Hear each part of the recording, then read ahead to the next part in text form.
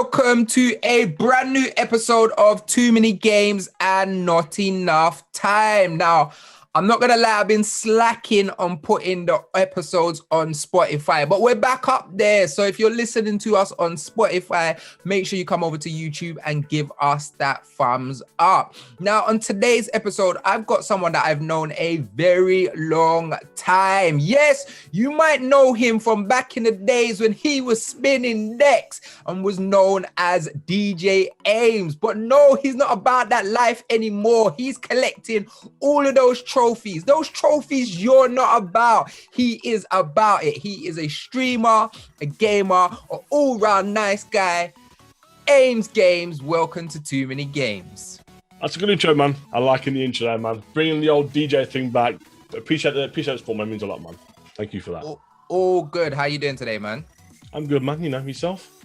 Yeah, I'm good. So we're going to go straight into it because I've changed your life. I have changed your life. Do you know how much of a big statement that is? Because this guy is constantly banging Apex. I get text, WhatsApp messages, I get pictures. He is always blowing up my phone talking about Apex. Now, if you're new to my channel, I started playing Apex a month ago and now I'm obsessed. I've done more than 2 pieces of content for it. I'm always playing it. I'm online. I'm getting them dubs in. You get me? But Ames, what is it about Apex that's really just captured you?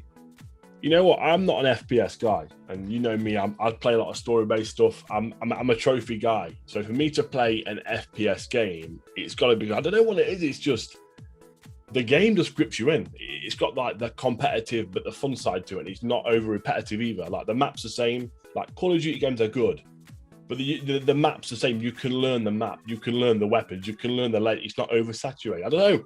It's just something about Apex that keeps me coming back in. And the new mode, the arena mode, wow. The new mode is just crazy. I love it. But I don't know, man. I can't explain what it is. But for me to play a shooting game, as much as I'm streaming it right now, it's my mainstream game at the moment. It's got to be good. And I just think it's that. It brings that fun aspect to it. You know, 3 people, battle royale, arena. I don't know, man. Yeah. I'm not going to make it, you know, to me, it's just, you know. Do you know what I really like as well? I like that. Like something like Call of Duty Warzone. Yeah. I feel like people who get good kind of almost manipulate the game. So like if you haven't played for ages and you jump in, like you jump in and you're getting sniped in a second, or like if you're playing multiplayer, people are taking you out really, really quickly. And it doesn't really give you enough time to kind of adapt and learn.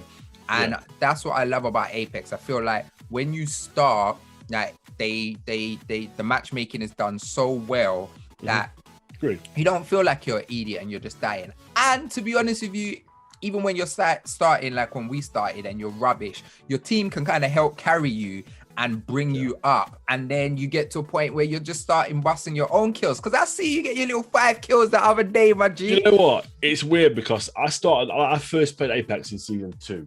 And obviously I bought the season pass the day before season 9 came out, but we won't go into that, man. That's, you know, but still, I don't know why. And it's a little bit of, I mean, I'm not brilliant. I'm not the best player, but I get really annoyed. I was streaming this morning. I was getting mad at my teammates saying, what are you doing, man? What are you doing? Go push. That is not like me in shooting game. I'm never used to be like that. So this game, for some reason, has changed my perspective on FPS games. And I don't know, maybe because I was a fan of Titanfall. I was a fan of Titanfall. Maybe that's the reason why. You've got similarities to Titanfall. It's made by the same company. Yeah, that could be the reason why. Respawn know how to do a shooter. But yeah, I'm exactly the same. Like our game taste is very, very similar. I'm that story guy. Like you already know, I'm a big PlayStation guy, so I love them big first party games. Those are the games that lose me. I've never really been a competitive multiplayer game. So I'm surprised how much is taken to me as well.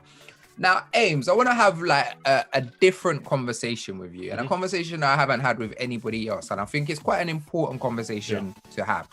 So, like I said, we both come from the music industry. We both transitioned over to the gaming.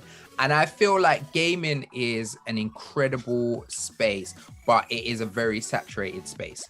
And I feel like what happens a lot of the time is for people who are outside gaming, they only see the success stories. So they see the people like the Pokemans, they see the people like Dr. Disrespects, they see people who you hear about it on the news, like a kid from Manchester who has been practicing at Fortnite and now he's got like $500,000 in the bank and he's bought his mum a house and stuff like that. But one thing that's not spotlighted very, very well is the smaller streamers and the smaller content creators that are not always seen, and how hard it is, like how hard it is to be able to actually build an audience, how difficult it is to actually engage with people. So yeah, I just want you to kind of give me like your take on how difficult it is actually being a streamer like from nothing. I think it's tough, very tough. And I think, like you said, people see like Ninja and people like, and they think, oh, do you know what? I can do this. It's not as simple. And you know me, I'm very inconsistent. And I think consistency is the key. You know me, I've moved from Twitch to Facebook. I'm now on Trovo. So I think as well, it's hard. You need to be consistent. You need to be constant on it. I think you need to have a lot of time on your hands. You need to invest in it. It's not a case of picking up a game and playing. You can be good at the game. It's not all about being good at a game. It's a bonus. But you need to be able to interact with your community. And I'm no expert on streaming. There's people, you know, better in the UK. I don't want to name names of people in the UK that are really big streamers. But for me personally, I think it's hard, and I still find it tough. And we have conversations, and I say to you, I don't know what to do. What do I do now? And you know, you've advised me a lot on what to do. You know, you've told me what the thing to do. I just think consistency is the key, and I think, like you said, consistency and building that community. And it's not always as simple as people think. If that kind of answers your question. No, it definitely answers your question. And I think I think it's important because because the industry, like you'll see in the news and you'll see people talking about esports all of the time and people earning crazy revenue. But there's many people who don't earn a crazy revenue. No. Like for me, for example, I'm lucky enough to be a video game TV presenter. Yeah. So I earn my revenue from that. I put so much work into my YouTube. I put so much work into my podcast, and I'm not at the stage where I earn revenue off my YouTube yet. It will happen, but so all of the work that I'm putting into my YouTube is just out of the passion and the love of gaming, but there's no financial incentive for that at this specific time. Although I got my first sponsored content the other day, shout out EA on that one. But yeah, it's thing. So what is it that makes you continue? Like, what is it that pushes you to be like, I want to continue streaming. I want to try out different platforms. What makes you not just say, oh, this is long, I'm just going to game on my own? I've gamed since I was a kid on the Master System. So I was playing Ghouls and Ghosts where you couldn't even pause the game or save the game. So to me, I've gamed for years. I'm like 38 now. You know, I'm not a young guy. And for me, it's a love of gaming. It's like, I don't make any money. I make a bit of money off gaming. I've got a job anyway. You know, I've got a family. That's the thing is a case of, I don't do it for money. I do it for love of gaming. And that's the thing for me. It's like, you know, I like playing my games for an audience. I think, you know what, if I enjoy something, share it with people. I think that's the main thing for me. You're sharing your experience for a game. So I could play a game that nobody's heard of. 10 people might see that game. That raises awareness for that game. I think anything like that. I just think it's more of a case of if you love something, do it. Just do it. Don't think about something. It's just a quick buck. You know, if you want to be a streamer and you want to make money, forget the revenue for the start of it. Enjoy your craft. Enjoy what you're doing. I mean, you know, I know trophy hunting as a streamer is a very, very niche market anyway, what I do. But I just think it's a love of gaming. I love gaming and I enjoy playing a new game. It's my time to get away from the real world and get engulfed in that environment. Like Apex. See, that's dope, man. Yeah. And that's the conversation I really wanted to have with you and people to see that this thing isn't always about this is going to be my career, or this thing isn't always about this is how I'm going to earn revenue. This is about a love and enjoyment. Like when I started gaming, I never thought I would have a career in gaming because my career was always still going to be music. That was my thing. This was just a passion of mine, and it just turned out this way, that this is now my career. But it's really important for people to know that. All right, let's get to the juicy stuff. Now, I think trophy hunters are insane. I think it is an insane thing to do. Now, I love gaming. I'll be playing something like Miles Morales or something like, I know, The Witcher Wild Hunt. I've completed The Witcher twice. Yeah. And then I've completed the game. I've done so much. I've put like 150 hours into this experience. And then when I look at my progression, it says I've completed 60%. I'm like, what? Are you mocking my life? I've put 150 hours into this and you're telling me I've done 60% of this game. But for you to complete that 100%, you need to do all of the trophies.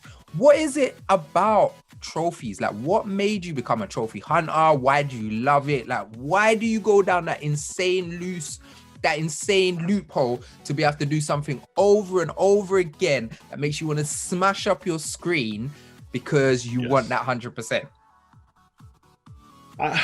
You know what? I've got my first platinum, which was like the Mega Drive collect. No, it was a Walking Dead. Total easy platinum, and I wanted more, and I always wanted to get more. I never really was into that, and it's the kind of Instagram came around, and it was more of a community around trophy and people sharing the travel. Do you know what? I want that. I want this, and I've got 123 platinums currently, but I've kind of got to a stage now where I don't want to do it no more. I'm still going to do it, but I've kind of used to, like, you know what? There's a lot of companies that do easy platinums. I've put a lot of money into that, but it gets a bit. You lose the enjoyment for gaming. Some people still love it. For me now, it's getting to a stage where I don't enjoy the game as much. And you do a platinum and you feel drained and don't want a game. And I don't like that. So now for more, it's a case of I don't do that anymore. I've kind of, if I like a game in the first playthrough, I think it's worth a playthrough, I'll platinum it.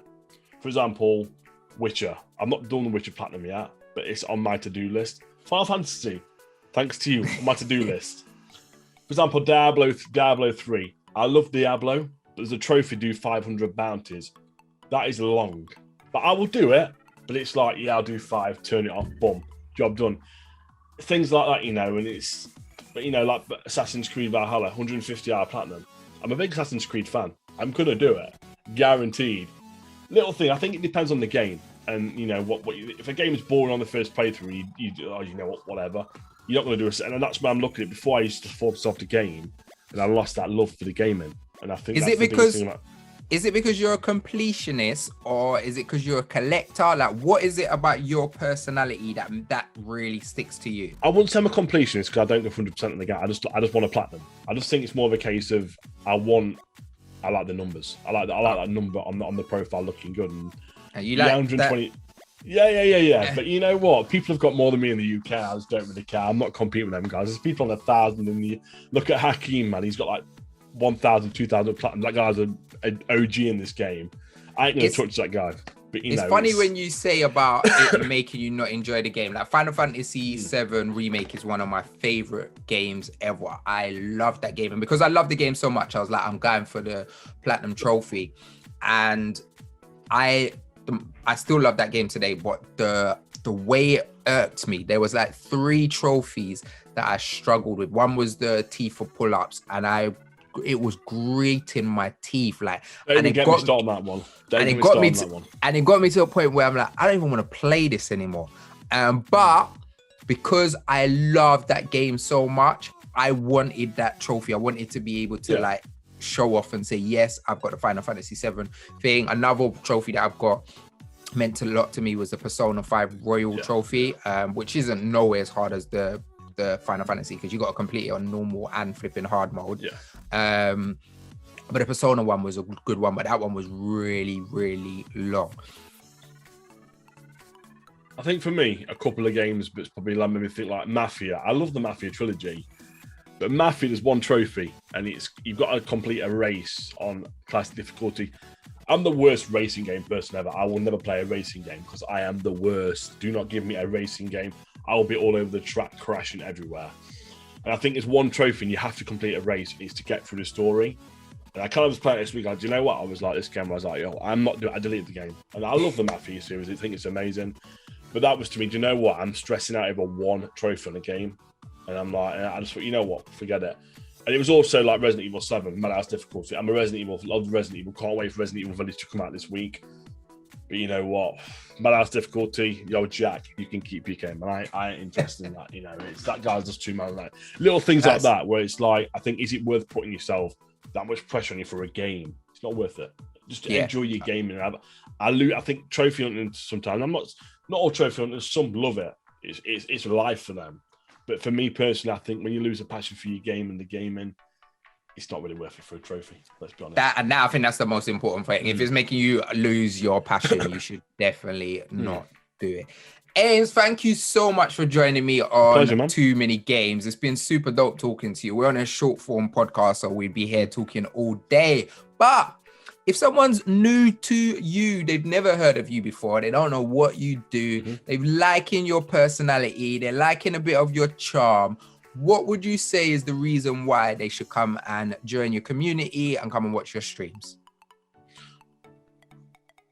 I'm an approachable person. I'm a likable guy. I hunt trophies and I game. I'm not the best gamer, but I'll entertain you whilst doing it. That's why. Simple as that. He said he ain't the best, but he will entertain you. So I have been Ames. Ames, you're actually streaming on a new platform. What's it called? Yeah, Trovo.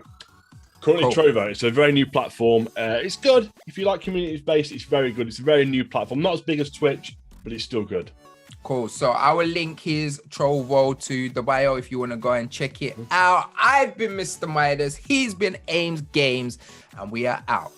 Peace.